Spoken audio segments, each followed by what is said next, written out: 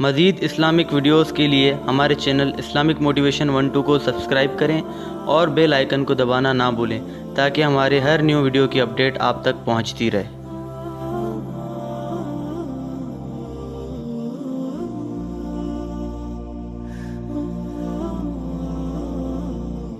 سمندر کی پاتال تک تو شاید کوئی پہنچ گیا ہو، لیکن ماں کے پیار کا کنارہ آج تک کسی کو نہیں ملا۔ ماں جب بولتی ہے تو اس کے لہجے میں جبریل بولتا ہے۔ ماں جب مسکراتی ہے تو لگتا ہے جنت کی ساری گلیاں کھل اٹھی۔ اللہ نے اس کے سینے میں وہ درد، وہ درک، وہ محبت، وہ الفتوں کا ایک جہاں آباد کر دیا ہے۔ ماں تو پھر ماں ہی ہوتی ہے۔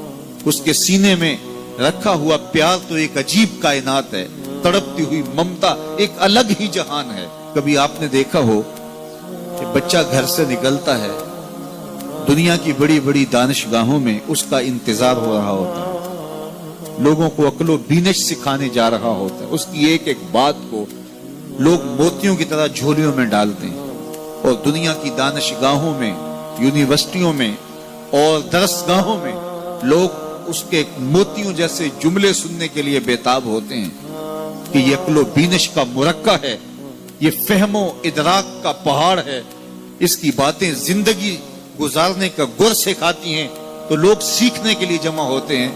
لیکن وہ شخص جب گھر سے نکلتا ہے تو ماں کتنے بھولے انداز میں کہتی ہے، پتر ذرا سڑک دھیان سے عبور کرنا۔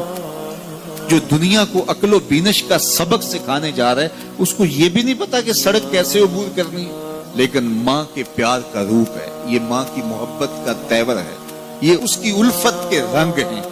اور جب تک بچہ گھر پلٹ نہیں آتا، بیٹا واپس نہیں پہنچ جاتا، ماں کے دل میں کھٹکا رہتا ہے اور وسواس میں رہتی ہے، اور بیٹے کے لیے دعائیں مانگتی رہتی ہے کہ میرا بیٹا خیر سے گھر پلٹ آئے۔ ماں کے سینے میں اتنا پیار کیوں ہے؟ دکھ جی لیتی ہے، تکلیفیں گوارا کر لیتی ہے۔ غریب مائیں تو بیٹوں اور بیٹیوں کا پیٹ پالنے کے لیے کسی کے گھر کے برتن بھی مانجنے پڑیں تو اس سے بھی گریز نہیں کرتی، تکلیفیں سہ لیتی ہیں، اذیتیں گوارا کر لیتی ہیں، لوگوں کی غلامیاں قبول کر لیتی ہیں۔ مائیں اپنی اولاد کے لیے کیا کچھ نہیں کرتی۔ ماں کو اپنی اولاد سے اتنا پیار کیوں ہے؟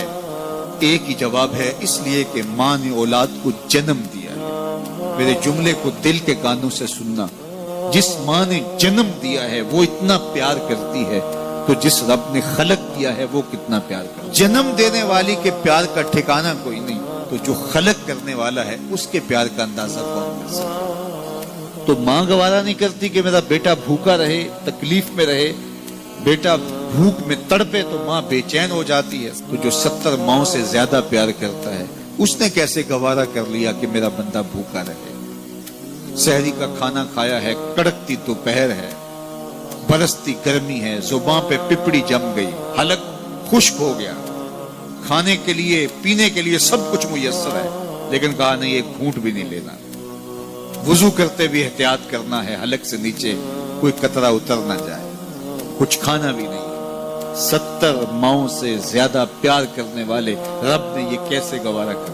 اس مسئلے کو سمجھنے کے لیے پھر دوبارہ ماں کی آغوش میں آنا پڑے گا۔ بیٹا بیمار ہو گیا، ماں ڈاکٹر کے پاس لے گئی، اس نے دوا تجویز کی، سیرپ لکھا، وہ کڑوا تھا، بیٹا پیتا نہیں۔ ماں نے زبردستی اس کو لٹا لیا، اس کا حلق کھولا، منہ کھولا، اس میں قطرے سیرپ کے ٹپکا رہی ہے، بچہ چیختا ہے، روتا ہے، لیکن جو وہ قطرے حلق سے نیچے اترتے جاتے ہیں، ماں کے چہرے پہ طمانینت آتی جاتی ہے۔ کیا ماں صفاق ہو گئی ہے؟ نہیں۔